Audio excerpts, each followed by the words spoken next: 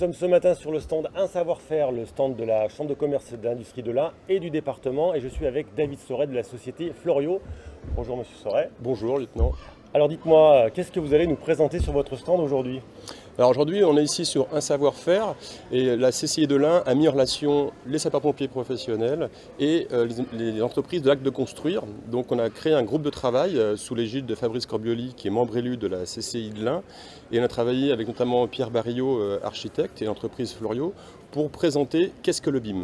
Alors le BIM, c'est un outil révolutionnaire de réalité virtuelle. Révolutionnaire non, mais c'est un outil de travail aujourd'hui quasiment au quotidien. Avant on concevait des bâtiments sur des plans en 2D, en 2 dimensions, et demain avec cet outil-là, et même déjà aujourd'hui sur certains projets, on construit des bâtiments en 3 dimensions. C'est-à-dire que dès la conception, on peut aller dans le bâtiment, être à l'intérieur du bâtiment. On va peut-être regarder en même temps. Pierre, voilà, donc Pierre va vous montrer.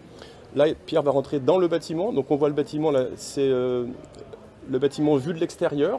Donc là, c'est une halle de basket qu'on va construire à Lyon pour l'Asvel, mais qui ne fera pas que du basket, qui fera également salle de spectacle. Donc voilà, on voit ici l'intervention possible des camions des sapeurs-pompiers. Là, nous sommes à l'entrée du bâtiment avec une potentielle venue d'une EPA pour arriver en façade des bâtiments. On peut rentrer à l'intérieur du bâtiment et grâce à l'outil en 3D, on se rend vraiment compte des volumes.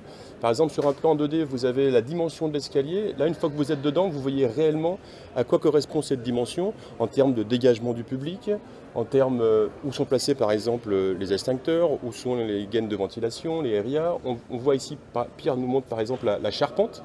Donc on voit tout ce qui est structurel dans le bâtiment.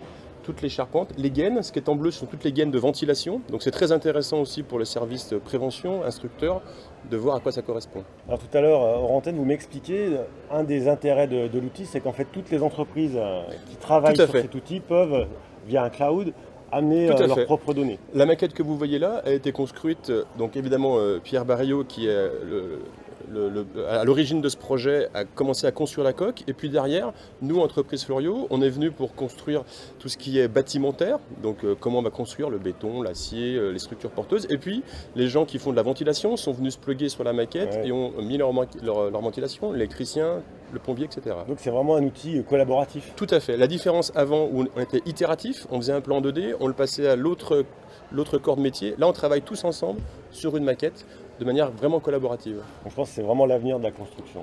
Aujourd'hui, on y est déjà. Il y a déjà des produits qui sont, des bâtiments qui sont construits avec cet outil-là.